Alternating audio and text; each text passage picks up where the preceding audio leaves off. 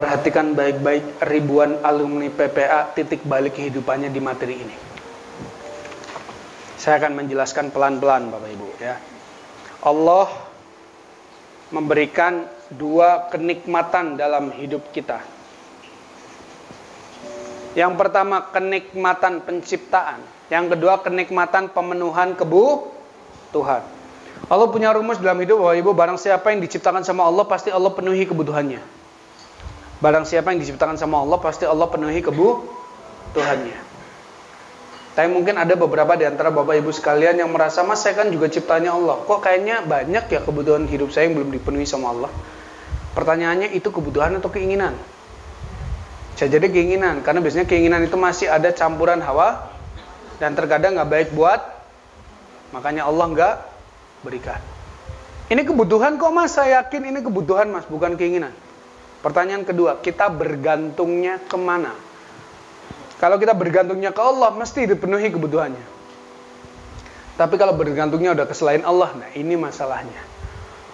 Apa ya Mas, kalau bergantung ke Allah mesti dipenuhi?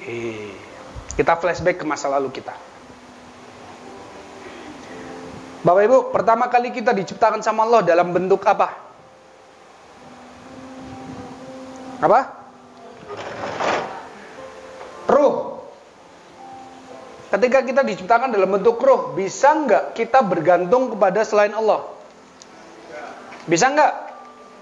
Nggak bisa. Kita cuma total bergantung kepada.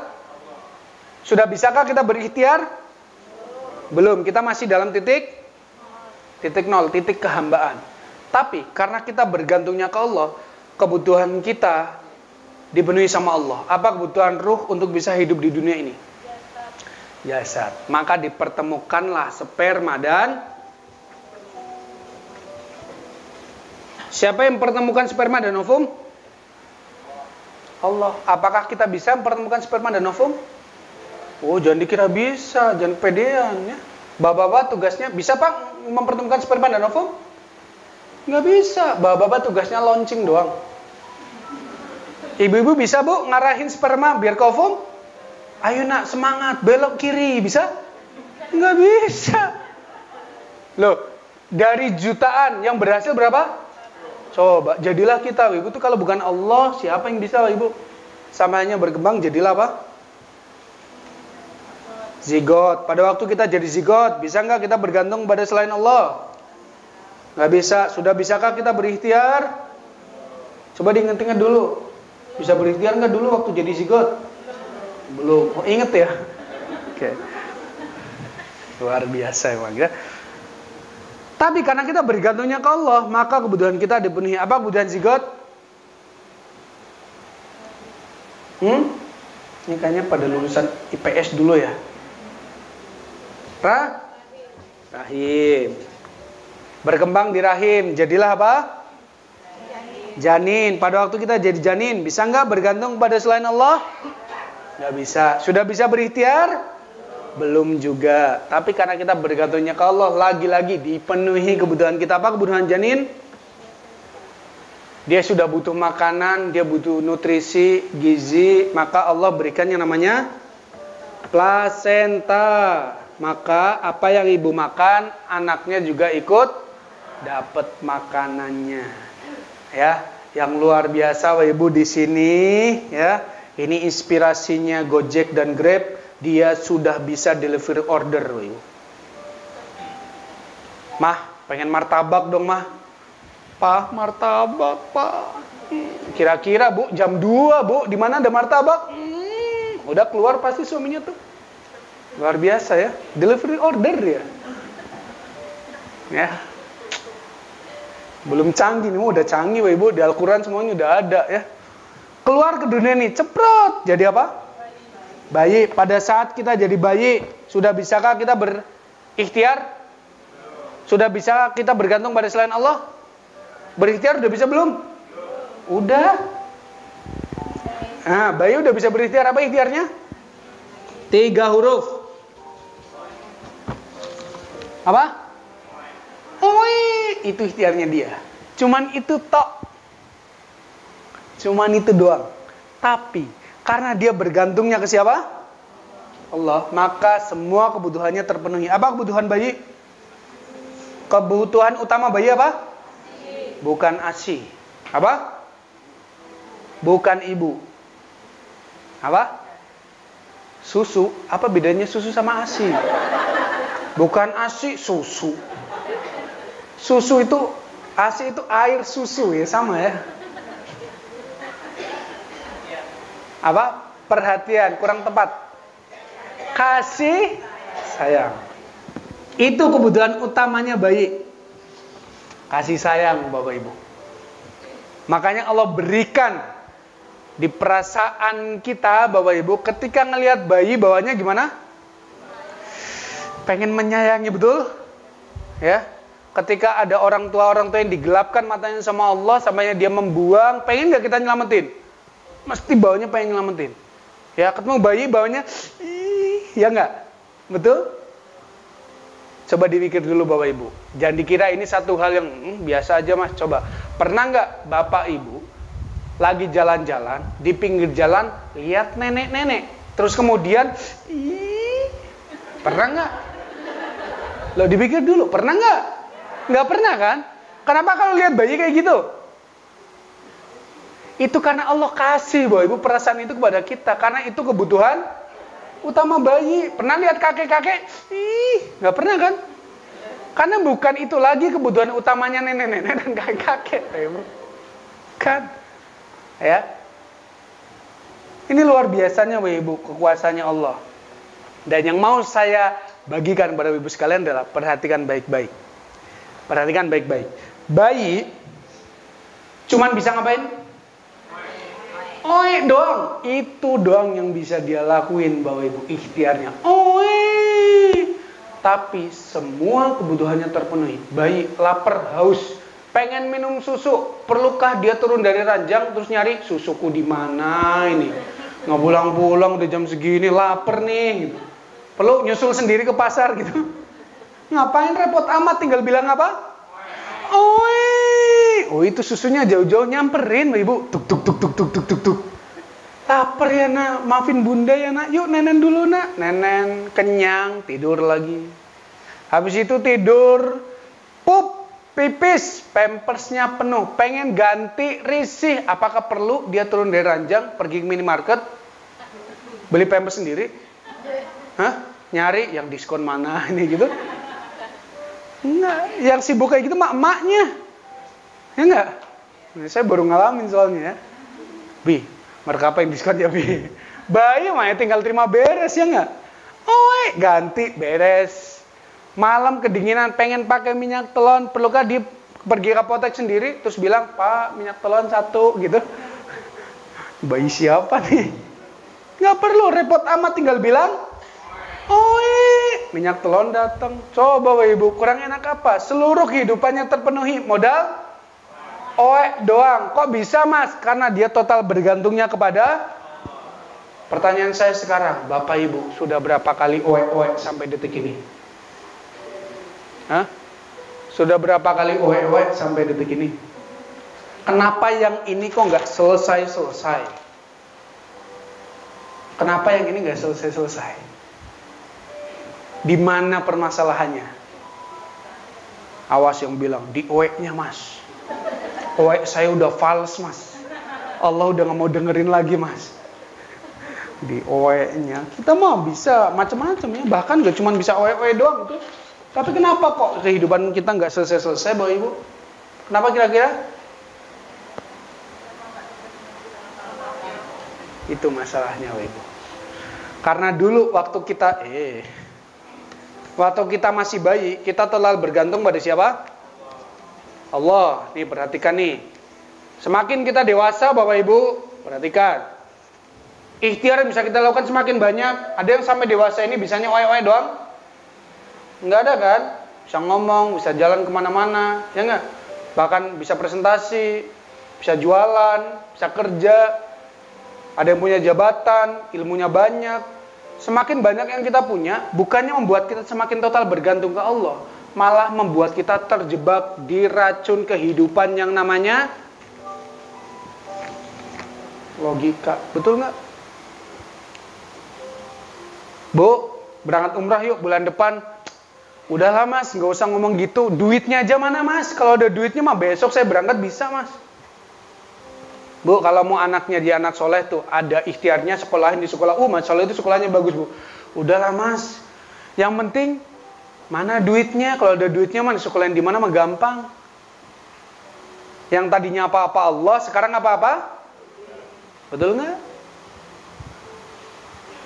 Yang tadinya Tuhannya cuma Allah, sekarang Tuhannya tambah jadi apa? Betul nggak? Loh kok gitu mas? Jangan ngomong gitu dong mas, Tuhan saya cuma Allah mas. Hati-hati Bapak Ibu. Bisa jadi selama ini kita sudah mulai nggak sadar kita punya Tuhan-Tuhan baru selain. Karena Ibnu Athaillah bilang dalam kitab Al-Hikamnya, barang siapa yang punya sesuatu dalam hidupnya, yang kehadirannya membuat dia tenang, dan tidak kehadiran sesuatu itu membuat dia gelisah, berarti sesuatu itu sudah menjadi Tuhan baru dalam hidupnya. Coba siapa yang ketika dompetnya tebel hatinya tenang, dompetnya tipis hatinya gelisah?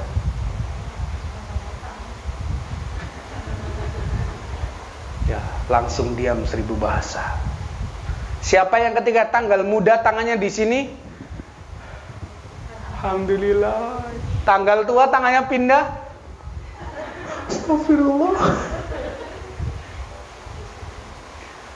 Bapak Ibu, saya tidak sadar kita sudah mulai menuhankan uang dalam hidup kita. Ada lagi nggak selain uang?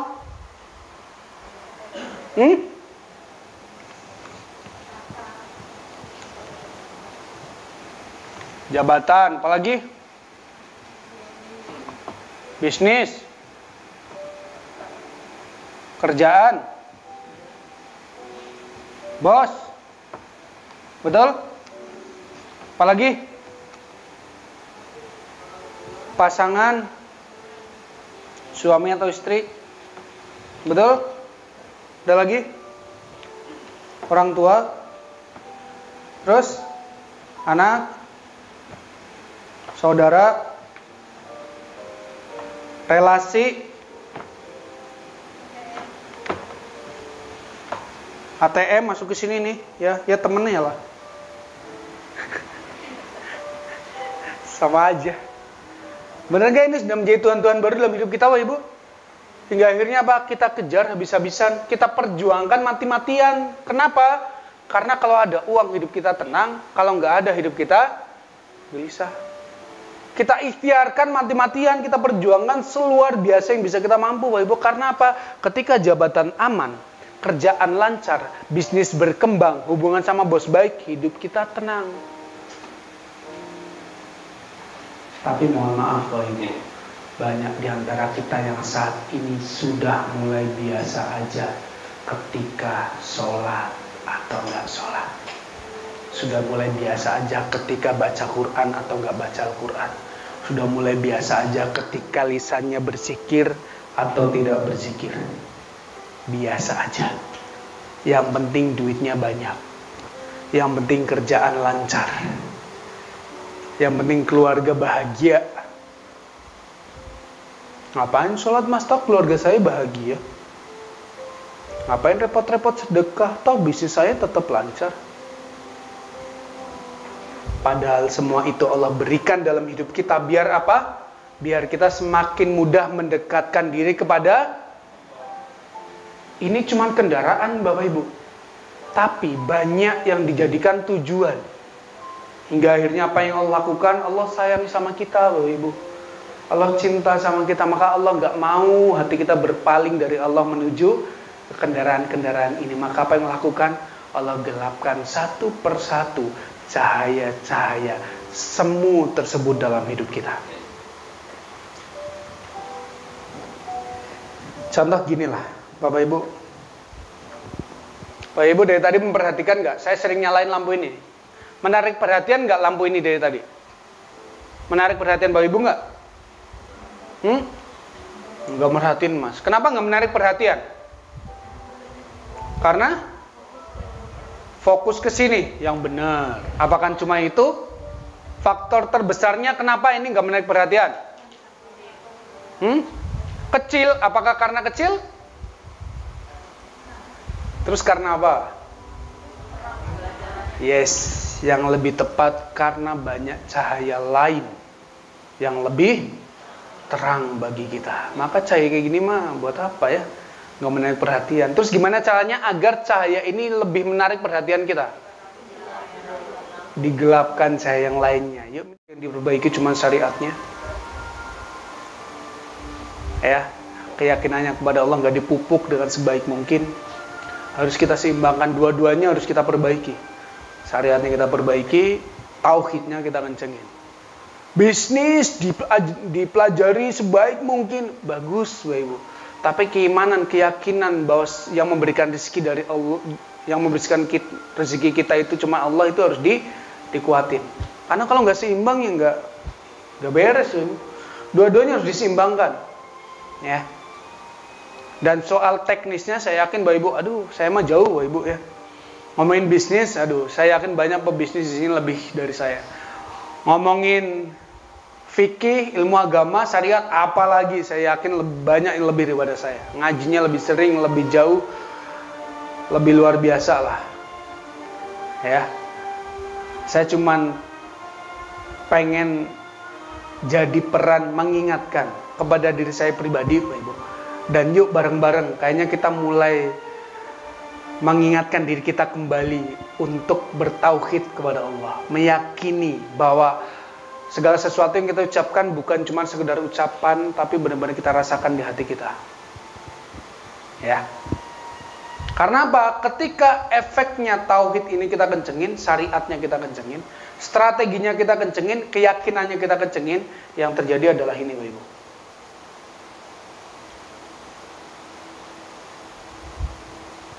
Apa Bapak Ibu? Mereka keajaiban. Pertolongan Allah datang. Inilah yang membedakan kita dengan orang-orang di luar sana yang non-muslim Bapak Ibu. Harusnya kita tuh lebih luar biasa. Kenapa saya bilang kita lebih luar biasa? Bapak Ibu, orang Jepang. Ini kalau ngomongin dari sisi harta dan dunia ya. Orang Jepang sukses, wajar. Wajarnya kenapa? Allah ngasih rezeki, ngasih harta, ngasih dunia memang sesuai dengan apa yang dia ikhtiarkan. Ya, ikhtiar satu dapat satu. Tapi kita sebagai orang muslim harusnya kita ikhtiar satu dapatnya dua. Lah kok bisa Mas? Loh, kita kan punya keimanan. Kita paham. Kita ikhtiarnya terbatas. Tapi kan kita punya Allah yang maha tak terbatas. Ya, makanya saya punya satu video masih saya simpan ya di laptop satunya. Ketika di Mekah itu senang banget saya Bapak Ibu. Ya. Apalagi kalau dapat hotel yang agak jauh itu malah senang. Senangnya Pak ketika mau sholat, pas azan itu pemandangannya bagus banget. Ya. Pas mau sholat ya Bapak Ibu, itu toko pada tutup tuh. Tutup tuh serentak. Kalau ada yang belum tutup, biasanya dia lagi menyelesaikan transaksi. Yang baru datang terus nggak boleh. Sholat dulu, bahasanya kayak gitu. Luar biasa banget ya. Tapi Masya Allah Bapak Ibu, buka kadang siang, sholat tutup, ya, udah kadang nggak ditungguin dagangannya gitu loh. Tapi rezeki tuh kayaknya berkah gitu loh. Lah kita, Bapak Ibu, udah mau buka toko dari subuh, tutupnya subuh lagi. Kadang dapetnya segitu-segitu aja, Bapak Ibu, ya. Ya nggak? Ini harus kita maksimalkan dua-duanya makanya. Ya, kalau bahasa kita mah, ini nanti kita bahas lebih komplit di poin 2 PPA. Ya, sabar. Tapi yang jelas gimana caranya nanti kita tauhid maksimal, teknis juga maksimal, strategi maksimal, keyakinan kepada Allah juga maksimal. Ya, nggak boleh salah satunya yang maksimal. Ya, gimana caranya? Sabar, kita bahas di poin 2 PPA. Tapi sebelum kita ke sana, yuk kita pelajari terlebih dahulu apa saja materi yang akan kita bahas hari ini. Aku baru ngomongin materi Mas? Ya mohon maaf, karena dari tadi kita baru muqaddimah saja, baru pendahuluan. Ya, sabar. Mau nggak dikupas semua Bapak Ibu? Kalau mau dikupas semua, kita pulangnya kurang lebih jam 12 malam. Siap? Siap? Siap. Kalau siap, terima kasih. Nanti saya sampai maghrib aja. Maghrib ke tengah malam diterusin sama, mana Pak Indra tadi? Nggak bercanda Bapak Ibu ya. Insya Allah materinya udah kita create, udah kita kristalkan, udah kita susun. Kalau kita istirahatnya nggak banyak molornya, insya Allah maghrib selesai. Ya, mudah-mudahan. Apa saja materi yang akan kita bahas hari ini? PPA, The Law of Universe-nya. Mas, saya pengen banget punya anak, Mas. Udah 7 tahun saya nunggu, Mas, belum dikasih sama Allah. Gimana caranya? Udah doa belum, Bu, sama Allah? Apa, Mas? Doa, Bu, minta sama Allah. Ya elah, Mas, itu mah gak usah diomongin, Mas. Tiap hari saya doa, Mas, belum dikasih sama Allah. Pertanyaan kedua, udah doain orang lain belum, Bu? Apa, Mas? Doain orang lain, Bu. Doain orang lain. Kira-kira apa jawabannya? Saya aja belum dapat, Mas. Masa doain orang lain tuh? Kita seringnya kayak gitu. Buat orang lain sekedar doa aja kita Nah, terus gimana, Mas? Udah, Bu, ambil kertas, ambil bolpen, catat, Bu, nama-nama orang yang pengen dapat anak atau belum punya anak atau pengen nambah anak, catat namanya, doain tiap malam. Gitu doang, Mas. Lakuin dulu, Bu. Ya udah, Mas, bismillah. Udah lakuin, Ibu. Habis pulang kelas langsung catat semua, tiap malam didoain. Apa yang terjadi? 2 minggu setelah ngelakuin itu Allah beli keturunan. 2 minggu, Ibu. Nunggunya berapa tahun? Jangan pernah menyempelkan doa, ya, apalagi untuk orang lain. Dan ngomong soal doa, satu titip nama jam pernah luput dari doa kita itu siapa? Rasul. Siapa yang butuh? Kita atau Rasulullah? Ya kita lah, Bapak Ibu. Gimana doain Rasulullah? Sholawat. Mulai saat ini perbanyak sholawat dan doain orang, daripada hidup banyak bengongnya, Bapak Ibu. Naik motor bengong, ya enggak? Kita naik mobil bengong, ya enggak? Ini sholawat, doain orang lain. Berhenti lampu merah, lihat tukang es, diapain? Ya dibeli boleh lah, silakan. Jangan lupa doain, ya Allah berkahkan rezekinya, ya Allah panjangkan umur taatnya, ya Allah berkahkan keluarganya, ya Allah. Jalan lagi sholawat, lagi ya Allah. Sampai kantor, berhenti, masuk ke kantor, lihat bos kita, diapain? Doain. Ya Allah lancarkan rezekinya, ya Allah, walaupun beliau orang yang nyebelin, gak apa-apa, ya Allah. Masukkanlah beliau ke dalam surgamu, ya Allah. Kalau bisa sekarang juga, ya Allah. Jangan. Sesebel apapun kita sama seseorang, tetap doain yang baik. Ingat, karena doa yang baik akan kembali kepada kita yang Paham sampai di sini, Bapak Ibu? Silakan dipraktekkan, Bapak Ibu. Insya Allah menghadirkan keajaiban. Siap? Sip. Setelah ini, Bapak Ibu, masih ada 2 hikmah besar, Bapak Ibu, yang ketika Bapak Ibu praktekkan, yakin saya, belum masuk ke 5 poin BPA, insya Allah pertolongan Allah sudah hadir. Siap dibahas nggak kira-kira? Siap ya, tapi kita break sholat zuhur terlebih dahulu. Ya, kita mengawalkan waktu, Bapak Ibu. Semangat sekali baca doanya ya.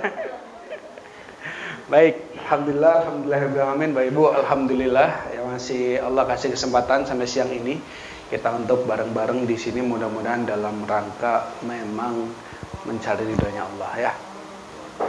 Mohon maaf masih agak gatel hidungnya ya. Karena tadi di swab tadi dimasukin dua-duanya. Kemarin cuma 1 doang nih dua-duanya. Agak mau bersin-bersin dari tadi ya. Bismillah. Terakhir sampai mana bahasan kita, Bapak Ibu?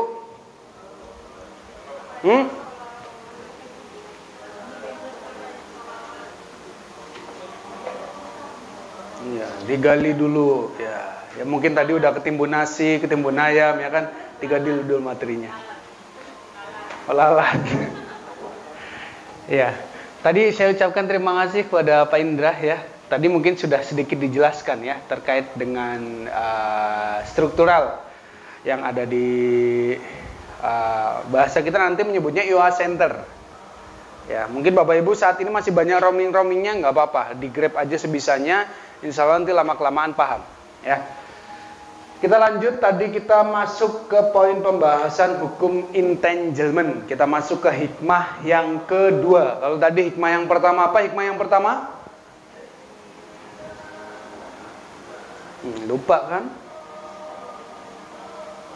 Bapak Ibu, ada satu peraturan yang nggak boleh dilanggar di kelas PPA. Terutama siang-siang begini. Kita tidak boleh bersandar kepada siapapun kecuali kepada, dan juga bersandar kepada, takutnya lama-lama hilang. Apa? Hikmah yang pertama apa? Hukum sebab Akibat. Hikmah yang kedua apa? Nggak ada yang tahu?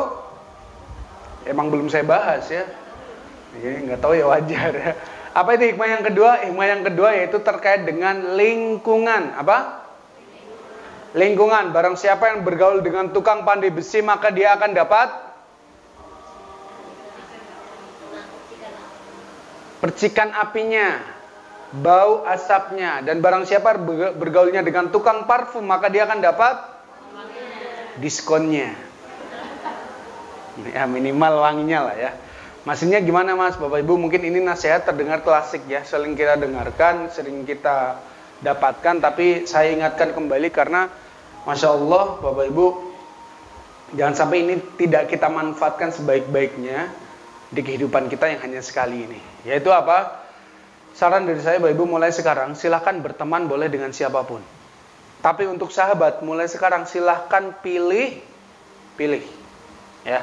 Kalau teman kita kan banyak, nggak masalah ya. Karena teman mungkin kita sekedar tahu, sekedar ya berkenalan. Tapi kalau sahabat yang setiap hari deket sama kita, setiap hari sering beraktivitas sama kita, silakan pilih-pilih Bapak Ibu. Pilih yang kayak gimana Mas? Silakan Bapak Ibu pilih. Yang ketika Bapak Ibu ngelihat dia, ingetnya ke siapa? Ke Allah. Ngobrol sama dia, ngomonginnya siapa? Deket sama dia, deketnya sama siapa? Saya sahabat yang kayak gitu Bapak Ibu. Kalau sudah punya yang kayak gitu, gimana Mas? Pegangin. Ikutin kemanapun dia pergi, Bapak Ibu. Ya kalau ke toilet janganlah. Maksudnya orang-orang kayak gini kan biasanya dia kegiatannya positif ya. Betul nggak? Dia ngelakuin amalan apa, ikutin. Ikut pengajian apa, ikutin Bapak Ibu. Ya. Kalau belum punya gimana Mas? Aduh, rugi Bapak Ibu. Mulai sekarang cari. Kenapa Mas? Karena kalau Bapak Ibu punya sahabat yang cuman baik di dunia saja, tidak dalam rangka mengingatkan kita kepada Allah, aduh Bapak Ibu, sahabat model kayak gini mah, ya paling mentok di dunia kan. Kalau kita sudah meninggal, mau nggak dia semalam aja nginep di kuburan kita? Mau nggak? Nggak mau Bapak Ibu, apalagi di akhirat. Tapi sahabat kita yang mengingatkan kita kepada Allah, jangankan di dunia Bapak Ibu, di akhirat saja, ketika nanti dia Allah ridho masuk surga duluan, udah seminggu jogging di surga dia, keliling-keliling, gak kelihatan muka kita, apa yang dia lakuin? Komplain sama Allah dia, ya Allah, kok sahabat hamba gak ada di janahmu ya Allah? Padahal hamba dulu ya Allah kemana-mana sama dia ya Allah, ngelakuin amal baik sama dia ya Allah, sedekah bareng dia, sholat jamaah sama dia, ikut kajian Ustadz Fulan bareng dia, ikut kelas PPA sebelahan sama dia ya Allah. Kok nggak ada di janahmu ya Allah? Di mana dia ya Allah? Apa kata Allah? Cari dia. Meskipun kamu ketemu sama dia di neraka, geret dia, ajak dia. Kemana? Surgaku. Maka Masya Allah Bapak Ibu, ini yang membuat salah satu alasan Bapak Ibu saya semangat kesana kemari setiap minggunya Bapak Ibu. Kadang ninggalin anak istri sampai lama ya. Apalagi sekarang mesti dicolok 2 kali setiap minggu Bapak Ibu. Ya. Ada satu hal yang membuat saya semangat, yaitu apa? Saya selalu berdoa kepada Allah, saya selalu berharap kepada Allah, ya Allah, nggak usah muluk-muluk ya Allah. Dari sekian banyak orang yang ada di ruangan ini, 1 orang aja ya Allah yang ingat sama muka saya ya Allah. Ketika nanti Bapak Ibu masuk surga duluan, saya belakangan, atau saya belakangan Bapak Ibu duluan, sama aja ya. Tanyain sama Allah Bapak Ibu, jadilah saksi bahwa kita pernah bareng-bareng di ruangan ini, sama-sama ngingat Allah Subhanahu wa Ta'ala. Dan silakan Bapak Ibu tengok kanan kirinya, scanning wajah teman-temannya, bisa jadi dia yang menyelamatkan kita di akhirat nanti. Wallahu a'lam bishawab. Kita nggak ada yang pernah tahu Bapak Ibu, ya. Dan saya doakan mudah-mudahan pertemuan Bapak Ibu di ruangan ini menjadi awal, ya, yang berakhirnya saling menyelamatkan di surganya Allah nanti.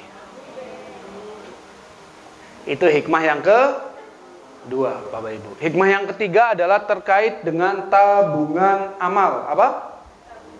Tabungan amal. Bapak Ibu, kita masing-masing itu punya tabungan amal dalam kehidupan. Kalau kata guru saya, sahabat saya, Ustadz Andre Raditya, beliau ngomongnya kita punya rekening goib dalam hidup. Ya. Rekening goib ini, tabungan amal ini, ketika kita melakukan perbuatan baik, maka amal baiknya akan bertambah. Ketika kita melakukan perbuatan baik, maka amal baiknya akan bertambah. Pertanyaan saya, bagaimana nasib tabungan amal kita ketika kita melakukan perbuatan buruk?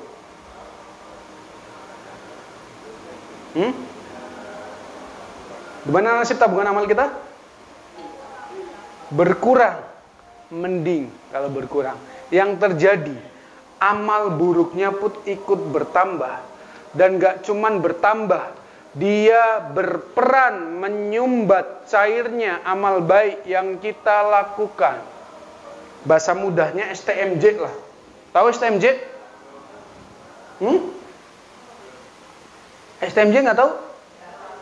Susu telur madu jahe, makanan mulu.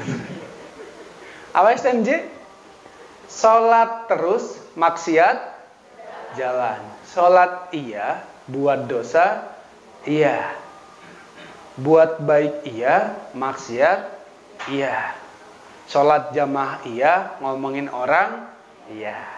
Ngaji jalan, ngegibah jalan.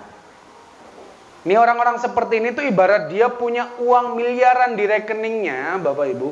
Duitnya banyak nih, tapi suatu saat dia butuh duit, Bapak Ibu. Dia masuk ke ruangan ATM, ngeluarin kartu ATM-nya, mau dimasukin ke lubangnya. Di lubangnya ada tisu yang mengganjal. Pertanyaan saya, duitnya bisa diambil nggak? Bisa diambil nggak? Nggak bisa. Padahal cuma tisu, tapi yang namanya tisu, kalau udah jadi ganjelan, kan tetap menghalangi, Bapak Ibu. Terus gimana caranya biar duitnya bisa diambil? Ganjelan tisunya dilepas, betul? Baru kartu ATM-nya dimasukin, duitnya baru bisa kita ambil. Sama dalam hidup kita pun seperti itu, Bapak Ibu. Bisa jadi selama ini Bapak Ibu kita ibadah jalan, berbuat baik jalan, sedekah jalan, tapi banyak ganjalan-ganjalan tisu yang belum kita lepaskan. Maka yuk, khusus ganjalan tisu ini pun harus kita lepaskan, harus kita selesaikan sebelum kita ngomongin 5 poin PPA. Lantas gimana caranya melepas ganjalan tisu, Mas? Ganjalan tisu Bapak Ibu itu ada 2 jenis. Yang pertama itu ganjalan tisu ke Allah. Gimana caranya menyelesaikan ganjalan tisu ke Allah? Taubat, nggak ada jalan lain, Bapak Ibu. Balik Allah, taubatan usaha, perbanyak istighfar, perbanyak zikir subhanallah bihamdi. Beres. Kenapa beres? Ya, walaupun dosa kita segudang, Bapak Ibu, tapi rahmat Allah, ampunan Allah itu seluas samudra, Bapak Ibu. Ya, mau balik aja syaratnya ke Allah. Beres sudah. Yang jadi masalah adalah sekarang ganjalan tisu ke satunya. Itu ke siapa? Manusia. Loh, problemnya di mana, Mas? Kalau kita punya ganjalan tisu ke Allah, bahkan bisa kita balas dengan berbuat baik ke sesama manusia. Contoh, Bapak Ibu mohon maaf, bentar lagi Ramadan nih. Saya mau tanya, Ramadan, siang-siang, suami istri, nggak kuat, kebelet berhubungan. Dosa nggak? Dosa. Dosanya sama siapa? Sama Allah. Terus untuk mengganti hal itu sama Allah disuruh ngapain? Selain itu, berapa orang? Ada yang bilang 40, ada yang bilang 60. Intinya ngasih makan ke manusia, ya kan? Apakah makanannya dikirim ke langit? Kan enggak kan? Dikasih ke manusia. Padahal salahnya ke siapa? Salahnya ke Allah. Tapi berbuat baik ke manusia. Sama Allah diampuni enggak? Insya Allah diampuni. Ya, tadi salahnya ke Allah, kita balas dengan berbuat baik ke manusia, sama Allah diampuni. Sekarang saya balik. Misal saya punya salah ke Mbak siapa, Mbak? Mbak Eva, orang tua masih, Mbak? Saya main ke rumahnya Mbak Eva, orang tuanya saya gorok lehernya, meninggal. Marah nggak Mbak sama saya? Marah. Tapi saya nggak mau minta maaf ke beliau. Saya ganti dengan sholat sehari 1000 rakaat. Kira-kira dimaafin nggak sama beliau? Saya tambahin deh dengan puasa sebulan 30 hari. Nggak pakai buka. Oh, mati dong. Kira-kira dimaafin nggak sama beliau? Saya tambahin sehari sujud 24 jam. Nggak kemana-mana. Dimaafin nggak sama beliau? Nggak dimaafin, Ibu. Dan ini nggak selesai, Ibu. Mau saya tobat kayak gimana pun ke Allah, ibadah kayak gimana pun rajinnya, tapi ke beliau nggak saya selesaikan. Saya nggak datang minta maaf, saya nggak datang minta ridhonya, saya nggak datang minta maafnya. Ini masalah sampai akhirat nggak selesai. Paham Bapak Ibu? Maka khusus ganjelan tisu ke sesama manusia, ini harus diselesaikan ke sesama manusianya. Lantas gimana caranya Mas untuk menyelesaikan ganjelan tisu ke sesama manusia? Yuk silakan dibuka proposal cintanya halaman kedua.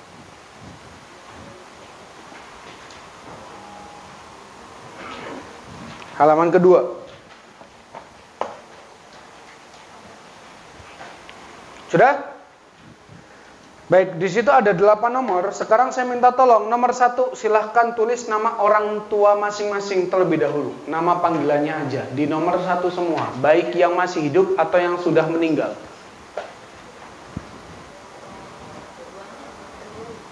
Dua-duanya. Kalau sudah menikah berarti 4. Iya kan? Di nomor 1 semua. Sudah? Kalau sudah nomor 2 tulis nama pasangan. Yang masih jomblo gimana Mas? Yang masih jomblo ya nikah lah. Belum ada jodohnya Mas, ya sudah tulis nama saudara kandungnya. Yang sering komunikasi.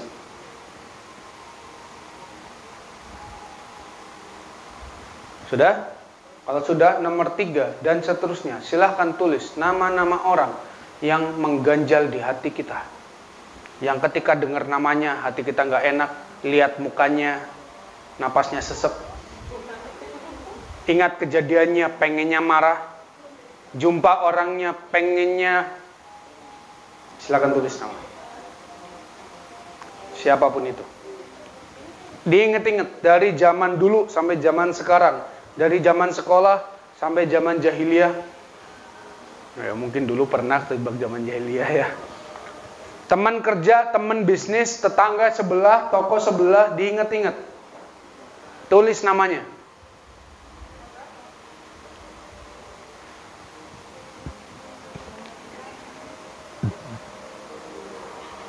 Mas, ini nomornya cuma 8 doang, Mas. 5 kenapa, Bu? Panggilan tisu saya 20 orang lebih, Mas. Ya tulis di sebelahnya itulah, kertas kosong. Wajib ditulis namanya yang penting.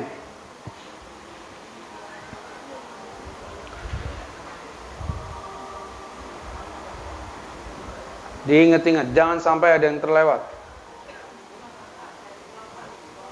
Dan ganjelan tisu ini khusus orang yang kita kenal atau yang pernah bersinggungan sama kita. Kalau kita kenal nggak pernah, ketemu nggak pernah, bersinggungan apalagi, ya nggak usah. Soalnya ada waktu pemilu dulu, Mas saya punya ganjelan tisu Mas, Jokowi. Pernah ketemu Bu? Nggak pernah Mas, ya capek deh. Sebelahnya nggak terima, saya Mas Prabowo. Padahal udah akur sekarang ya berdua. Ada yuk tulis.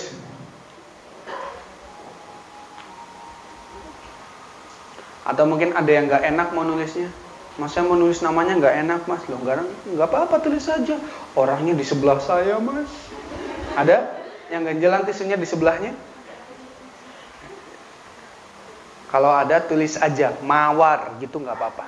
Yang penting kita paham Mawar itu siapa. Kalau sebelahnya nanya Mawar siapa? Adalah dalam hati mah kamu. Silakan tulis.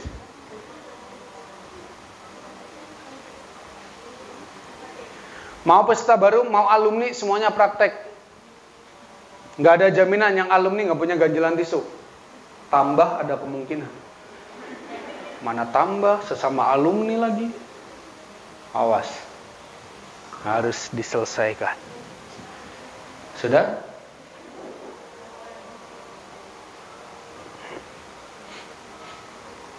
Diinget-inget.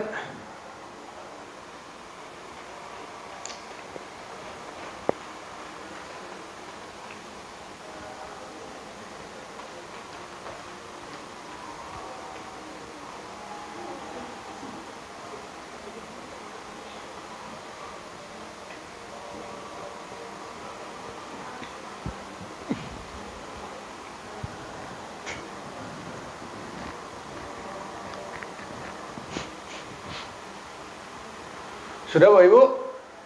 Kayaknya banyak banget. Ya kalau belum nggak apa-apa, lanjutin.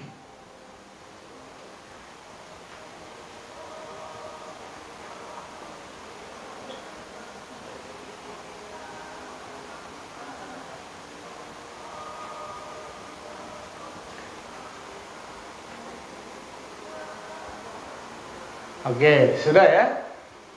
Oke, kalau sudah, yuk saatnya kita lepaskan. Gimana caranya melepaskan, Mas? Caranya melepaskan wajib datengin orangnya.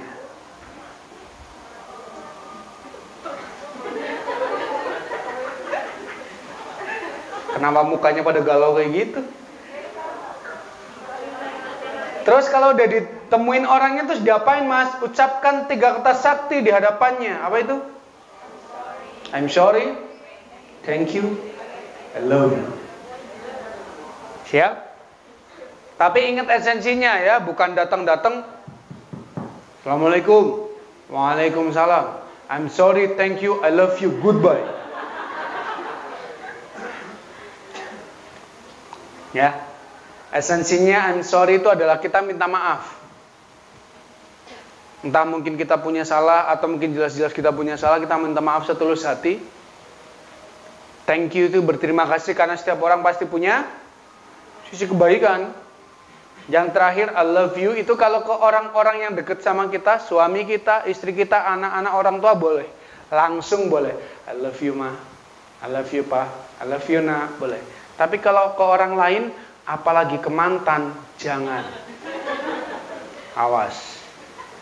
Ya. Kalau ke orang lain gimana, Mas? I love you-nya diganti dengan doa-doa terbaik yang bisa kita sampaikan untuk kebaikan hidupnya sebagai saudara sesama muslim.